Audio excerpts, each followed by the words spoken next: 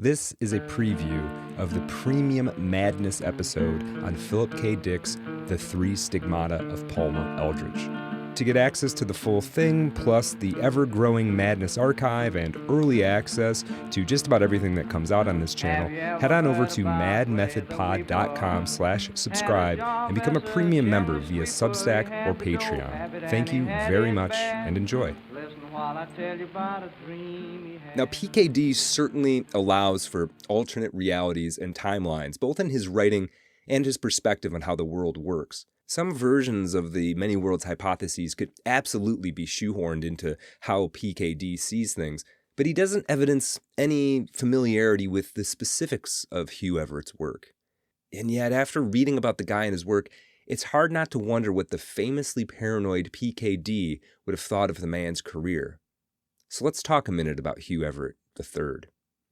Hugh Everett III was born in 1930 in Washington, D.C., the son of a lifelong military man who was a lieutenant colonel during World War II. Everett got a National Science Foundation grant to attend Princeton University after undergraduate work in chemical engineering and mathematics. At Princeton, he was exposed to some of the very best scholars in the fields of game theory and mathematical physics. Eventually, he came to work with the physicist John Wheeler, a man known for popularizing the term black hole, for reviving interest in relativity after the war, and for articulating the concept that we live in an observer-created universe with his idea of the participatory anthropic principle.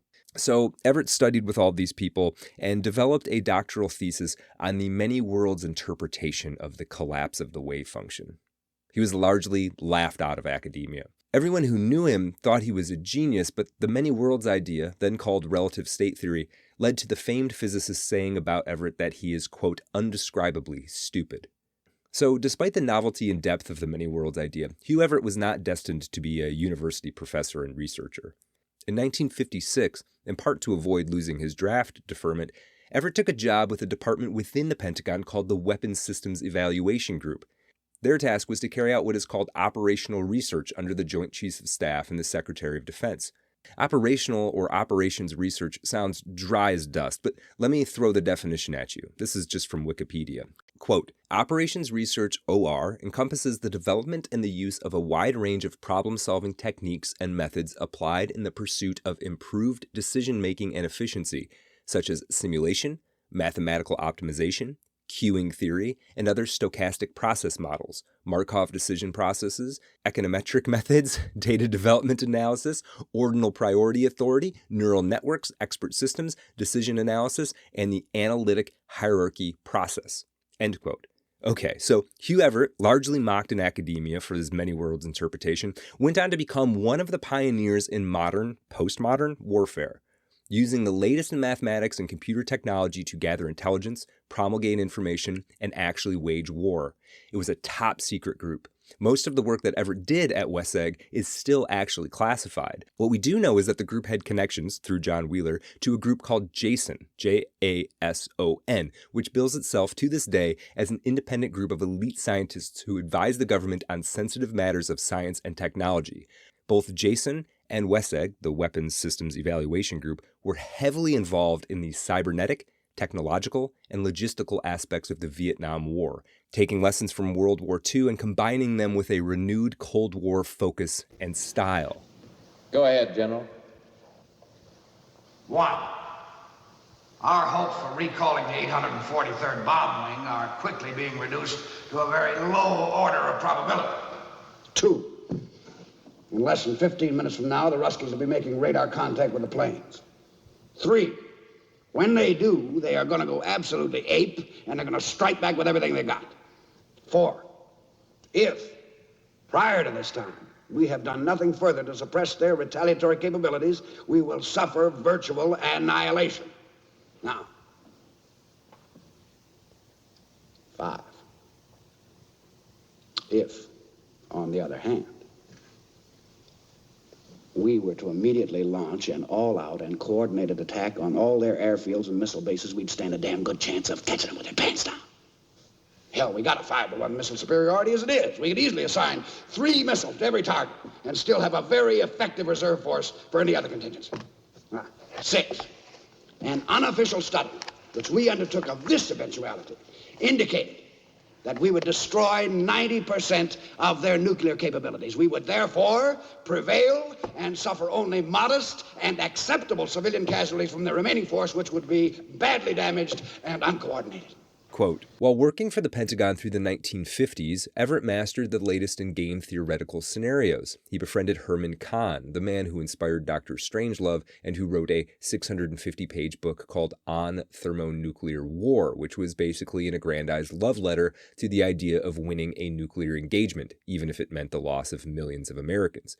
Hugh Everett was likely involved in analyzing the effects of radioactive fallout, from which they apparently determined that an all-out U.S. nuclear attack on the Soviet Union would result in at least 100 million deaths.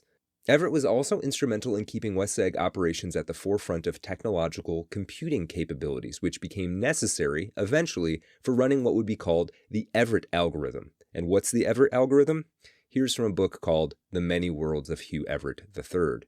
Quote, in 1963, Everett resurfaced in Kuhn's world, making a splash when a professional journal, Operations Research, published his generalized Lagrange multiplier method for solving problems of optimum allocation of resources. The Everett algorithm improved upon a centuries-old optimization technique called the Lagrange multiplier method.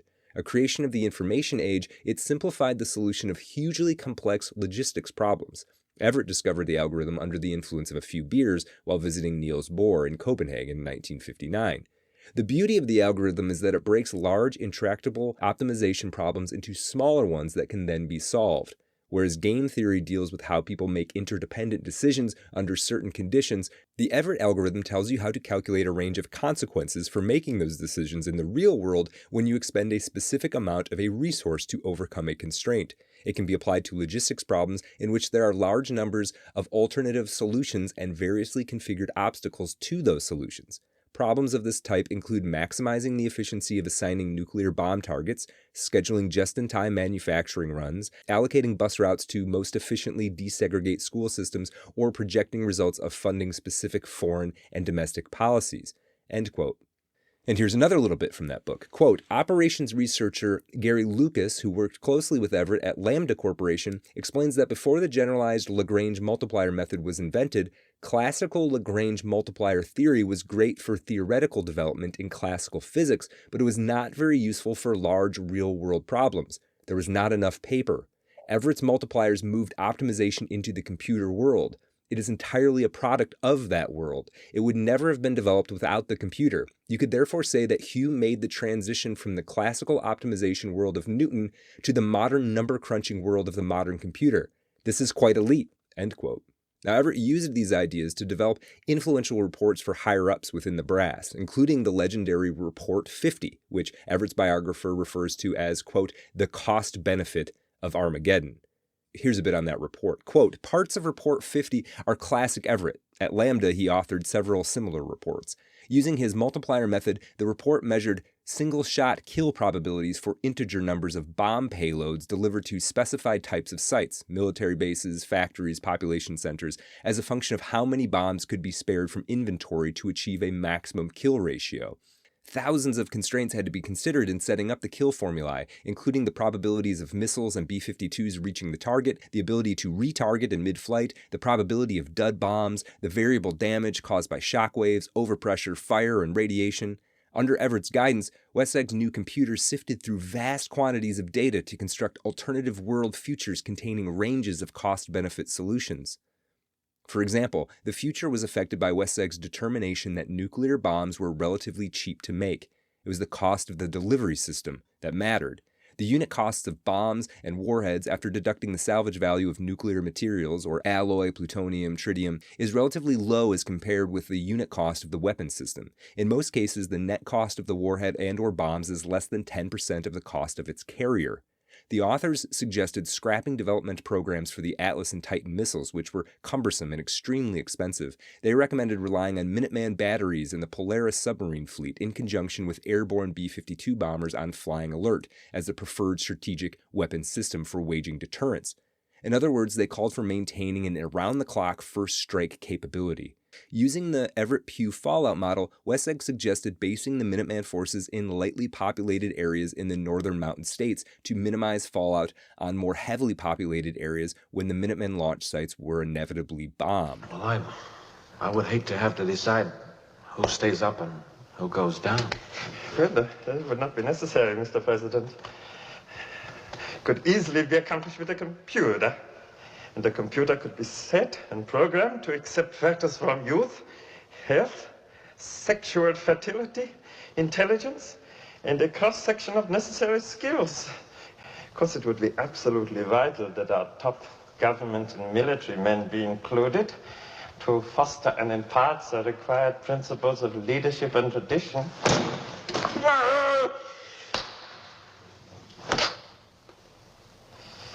Actually, they would breed prodigiously, eh? There would be much time and little to do.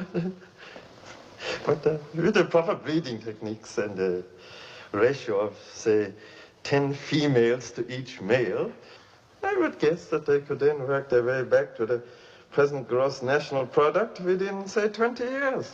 Everett was, effectively, figuring out how to make modern society a math problem. This concept was also referred to as the Lambda Theorem, and when Everett eventually got away from working in government, he would start his own endeavor called the Lambda Company. This was a sort of think tank with, originally, an NSA contract. Here's something from a biographical sketch on Hugh Everett by Eugene Shikhovtsev. Quote, Lambda was intended as a company where people with extraordinary intelligence and problem-solving ability, which indeed describes its small staff and certainly its leader, Hugh Everett, would be assigned problems exceeding the usual degree of complexity and challenge. It is such problems that are interesting to such people. The staff included physicists, mathematicians, and chemists. Among them were those who had worked in the Manhattan Project. The idea succeeded very well. From recently written memoirs by Joseph George Caldwell, an ex-member of the technical staff of Lambda, who developed their practical method for applying the famous John Nash solution, for which Nash later received a Nobel Prize, one learns that Lambda Corporation's specialty was solving constrained optimization problems, especially two-sided optimization problems, such as occur in warfare. The Lambda Corporation, in fact, developed what is called the Quick General War Game Simulator for the Department of Defense. An overview of the Lambda Corporation is given by Mr. Caldwell as follows, quote, Lambda Corporation grew rapidly until the early 1970s. With the advent of massive spending on the Vietnam War and the Great Society welfare programs, defense budgets became tight, and the firm was eventually absorbed by the General Research Corporation, formerly Defense Research Corporation, of McLean, Virginia. During its civilian period, Lambda did some contract work for American Management Systems, and about 1970 was awarded from Merck & Company the largest private operations research contract ever awarded to conduct an analysis of the economic feasibility of modular manufacturing methods for production of chemicals and pharmaceutical drugs. A recollection by Dr. John Y. Barry shows that Everett's relations with client companies were not always smooth. Quote, I knew Hugh Everett when we both worked in the Weapons Systems Evaluation Group in the Pentagon during the 60s. In the middle 1970s, I was in the basic research group of J.P. Morgan and hired Lambda Corporation to develop the Bayesian stock market timer. He refused to give us the computer code and insisted that Lambda be paid for market forecasts. Morgan could have sued Lambda for the code under the legal precedent of work for hire. Rather than do so, we decided to have nothing more to do with Lambda because they, Hugh, were so unethical. We found that he later used the work developed with Morgan money as a basis for systems sold to the federal government. In brief, Everett was a brilliant, innovative, slippery, untrustworthy, probably alcoholic individual. End quote. Now here's an impression by another ex-colleague of Everett, Dr. Paul Flanagan, who was a Lambda employee. Quote, Hugh was the smartest man I have known, but only smart in some areas. His understanding of emotions and people was limited, and he hurt many people by how he treated them. Hugh the thinker was very different from Hugh the human being. End quote. I realize I went pretty far from the three stigmata of Palmer Eldritch there, but I couldn't help but think as I dug deeper into Everett's life and work outside of the many worlds interpretation that maybe, just maybe, this concept was the brainchild of a man who lived in a version of reality that was very modern in its outlook, a mind that works like a computer and thinks that the world itself is merely a big computer. And it got me thinking that if men like Hugh Everett are the largely unspoken architects behind the way things are now, well, might they not turn the world into a kind of computer as their models and algorithm grow ever more important to not just warfighting and strategy, but to every aspect of our lives? Everett died in 1982, well before the internet, but surely he'd have been among its foremost advocates and experts if he'd lived long enough. And would he not have surely come to understand that information is the new frontier of war and defense, if, indeed, it has not always been at its center? Put another way, if we stretch the metaphor of the alternate reality enough, aren't we living in one right now compared to the world in which men like Hugh Everett were born? Also, is it such a crazy thing to say that a man who could dream up the many worlds interpretation and a man who could break down warfare into an algorithm, that he was seeing a different reality than the one laid bare to you and I, that his vision was just as potent and just as bizarre as PKD's, though its expression took on a very different form?